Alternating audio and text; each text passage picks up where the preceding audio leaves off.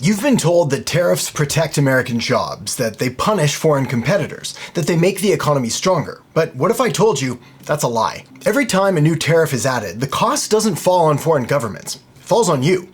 Businesses get squeezed, prices go up, jobs disappear, and history proves that tariffs almost never work the way the politicians promise. So why do governments keep pushing them? And more importantly, if tariffs don't actually protect jobs, then who really benefits? In this video, I'm going to break down who really pays for tariffs and how they secretly raise prices on everything from groceries to electronics, the hidden ripple effects that make entire industries suffer, including jobs getting lost, not saved, and why every time we've tried tariffs before, they've backfired, big time. By the end, you'll see why this isn't about being pro-America or anti-foreign competition. It's about understanding the real impact of tariffs and how we can create better economic policies that actually work. So let's break this down. Tariffs.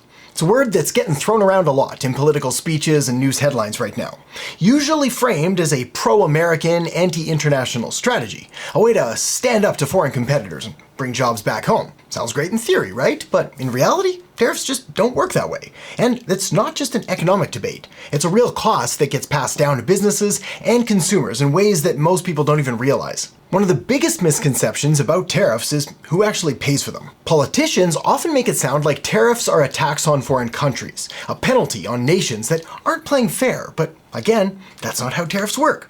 Tariffs are actually a tax on Americans. When the US imposes a tariff on imported goods, the foreign government doesn't pay that tax. The businesses and consumers in the US do.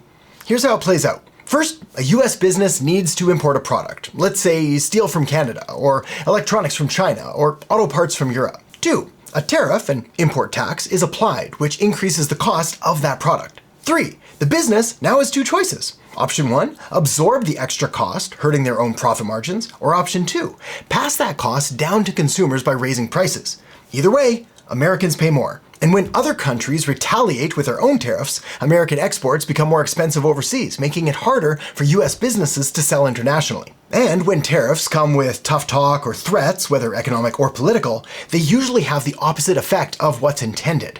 Instead of weakening a country, they often fuel nationalism and bring people together against a common enemy. Right now, Canada is seeing record levels of national pride and solidarity, partly because of trade tensions and global uncertainty. And historically, that kind of unity makes it even harder for American businesses to compete, as other countries double down on supporting their own industries and cutting reliance on the US. But here's where things get interesting, because none of this is theoretical. It's happened before. Every time tariffs have been introduced as an aggressive economic strategy, they've led to higher consumer prices and job losses and weaker economic growth. Tariffs rarely achieve their intended goal of protecting domestic industries. Instead, they create a ripple effect that makes life more expensive for everyone. So, let's talk about the higher costs for businesses and manufacturers first. Businesses that rely on imported materials like steel, aluminum, semiconductors, or even agricultural products see their costs go up overnight. Like I mentioned just a minute ago, this puts manufacturers and small businesses in a pretty tough spot. Either eat the costs and take a hit to profitability, which, let's be honest, isn't sustainable, or raise prices on consumers, making their products less competitive.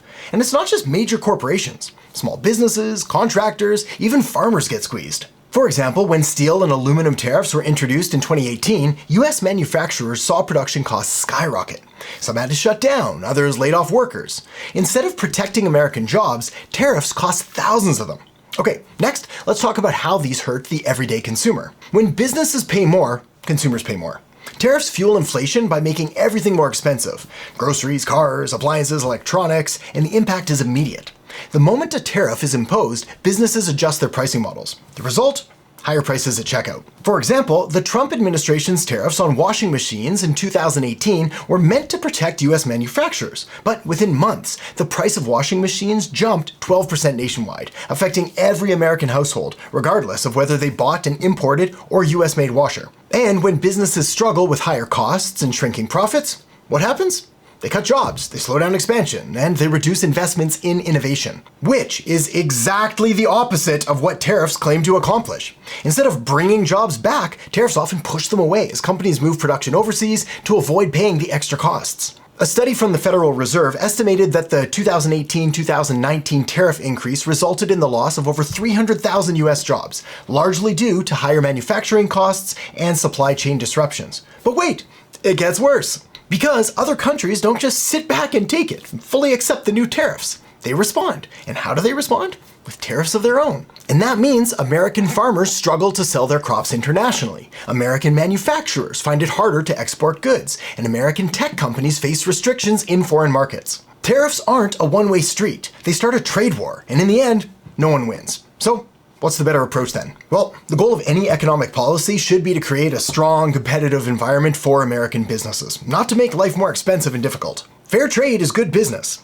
Instead of using tariffs as a weapon, policymakers should be focused on negotiating better trade deals that protect American industries while keeping markets open. And if the goal is to strengthen domestic industry, the solution isn't tariffs, it's investment, which could mean providing tax incentives for companies that manufacture in the US, investing in technology and infrastructure to lower production costs, or improving education and workforce training so US workers can stay competitive in global markets. The countries that succeed in the long run aren't the ones that isolate themselves. They're the ones that out-innovate and outproduce their competition. But if you're a business owner, how can you prepare? First, diversify your suppliers. Don't rely on a single country or region for raw materials.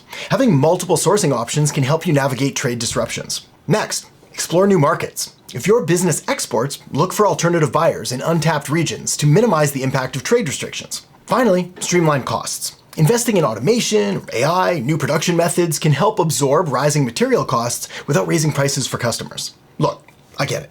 Tariffs sound like a strong economic move. They're simple, they're easy to explain, they feel like taking action. But history has never looked back on tariffs as a great idea. In the 1930s, the Smoot-Hawley Tariff Act worsened the Great Depression. In the 1980s, tariffs on Japanese imports failed to revive American car manufacturers. And not that long ago, in 2018, tariffs on steel, aluminum, and consumer goods ended up costing American businesses billions. And yet, here we are again. Future generations are going to look back at this moment and facepalm hard.